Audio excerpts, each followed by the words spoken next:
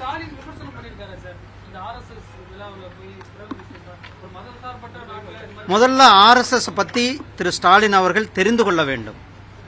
RSS பங்களிப்பு என்ன, RSS இந்த தேசத்தை கட்டமைப்பதற்காக என்னென்ன தியாகங்கள் செய்திருக்கிறார்கள், இந்த நாட்டினுடைய வளர்ச்சியில் இன்றைக்கு ஆர்எஸ்எஸ் பங்கு என்ன என்பதை நான் வேணாலும் அவருக்கு ஒரு புஸ்தகத்தை அனுப்பி வைக்கிறேன்.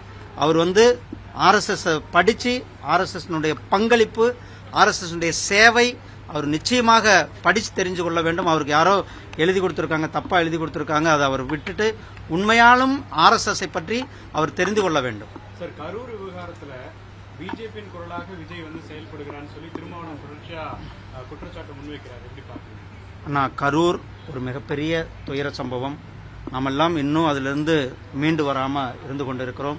இதில் நான் அரசியல் எதுவுமே கருத்து சொல்ல விரும்பலை. நாம் அனைவரும் பாதிக்கப்பட்ட மக்கள். நாங்கள் அன்னைக்கு நானும் மாண்புமிகு நிதியமைச்சர் மரியாதைக்குரிய திருமதி நிர்மலா சீதாராமன் அவர்களும் நாங்கள் கரூருக்கு போயிருந்தோம். கரூரில் பாதிக்கப்பட்ட மக்களை சந்தித்தோம், ஹாஸ்பிட்டலில் பாதிக்கப்பட்ட மக்களை சந்தித்தோம், உயிரிழந்தவர்களுடைய குடும்பத்தினரை சந்தித்து மாண்புமிகு பிரதமர் திரு நரேந்திர மோடிஜி அவர்களுடைய கன்சர்ன், அவர்களுடைய இரக்கத்தை, அவர்களுடைய அந்த மக்கள் மேலே வைத்திருக்கிற பரிவை அவர்களிடத்தில் பகிர்ந்து கொண்டோம். இதில் நான் அரசியல் பேச விரும்பலன்னா.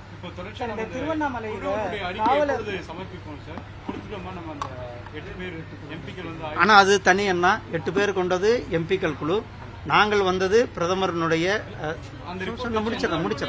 முடிச்சிடறேன்.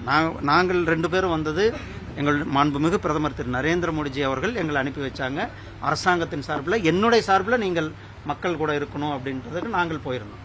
அதே போல் 8 பாராளுமன்ற உறுப்பினர்கள் பாரதிய ஜனதா கட்சியினுடைய சார்பில் மரியாதைக்குரிய மாண்புமிகு திரு நட்டாஜி அவர்கள் குழுவை அமைத்திருந்தார்கள். அந்த குழு பார்வையிட்டு போயிருக்கிறார்கள். அந்த குழுவுடைய தலைவர் இருக்கிறாங்க.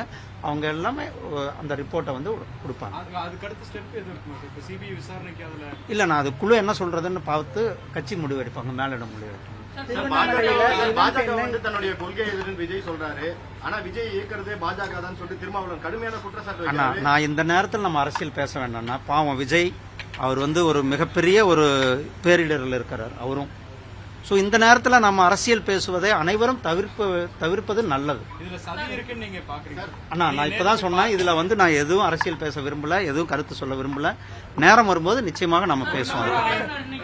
ராகுல் Gandhi delivering a lecture in Colombia targeting Narendra Modi government. He said a democratic system provide a place for everyone, but right now the democratic system in India is under attack from all sides. He is criticizing Narendra Modi. He is in Colombia. Rahul Gandhi.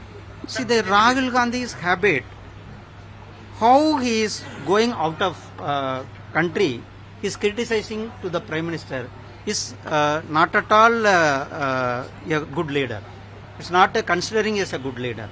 If whatever you speak inside in the country. If you go outside of the country, you are speaking, that is not at all fair. It can't be justified. காவலர்கள் திருவண்ணாமலையில் ஆந்திராவை சேர்ந்த பெண்ணை பாலியல் வன்கொடுமை செஞ்சிருக்காங்க. நிச்சயமாக குற்றவாளிகள் மேலே கடுமையான தண்டனை கொடுக்க வேண்டும். அவர்கள் மேலே கடுமையான நடவடிக்கைகள் எடுக்கப்பட வேண்டும். இன்னும் போனால் திருவண்ணாமலையில் காவல்துறையும் சரி, மாவட்ட அந்த உள்ளூர் நிர்வாகம் சரி, இன்னும் அதிகமான பாதுகாப்பு மக்களுக்கு. அங்கே நாளுக்கு நாள் பக்தர்கள், 1,00,000க்கு மேற்பட்ட பக்தர்கள் வந்து கொண்டிருக்கிறார்கள். அவர்களுக்கு தேவையான வசதிகளை செய்து கொடுக்க முன்வர வேண்டும். அவர்களுக்கு பாதுகாப்பை உறுதி செய்ய வேண்டும். தமிழ்நாடு அரசாங்கம் இதையெல்லாம் கவனம் கொடுக்க வேண்டும். பணியிலிருந்து நீக்கிறது மட்டும் இல்ல, அவங்க மேல சட்டப்படியான நடவடிக்கை எடுக்கணும். எஃப்ஐஆர் ஃபைல் பண்ணணும், அவர்களை கைது செய்ய வேண்டும். ஏன்னா ஒரு சகோதரி ஆந்திராவிலிருந்து நம்மளை நம்பி இங்க கோயிலில் சாமி கும்பிடுக்கிறது வந்திருக்காங்க. அவர்கள மேல ஒரு பலாத்கார பிரயோகம் என்பதை எந்த விதத்திலும் ஏற்றுக்கொள்ள முடியாது. பிளே ஸ்டோர் மற்றும் ஆப் ஸ்டோரில் இருந்து பாலிமர் செயலியை QR கோடு மூலம் பதிவிறக்கம் செய்யுங்கள். செய்திகளை உடனுக்குடன் பெறுங்கள்.